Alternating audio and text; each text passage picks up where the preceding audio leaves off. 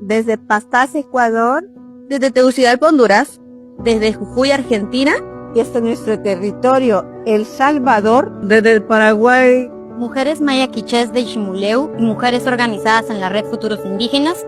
Desde la Red de Mujeres por la Justicia Climática en Colombia nos preguntamos, las mujeres y disidencias de toda Latinoamérica nos preguntamos, ¿dónde está Julia Chunil? ¿Dónde está Julia Chunil? Queremos saber dónde está el Julia Chunil. ¿Dónde está Julia? ¿A dónde está Julia Chunil? ¿dónde está Julia Chunil? No dejamos de buscar a Julia Chunil. Seguimos preguntando dónde está nuestra compañera Julia Chunil. No dejaremos de preguntar, no dejaremos de buscar. Difunde este mensaje y alza la voz porque Julia no está sola.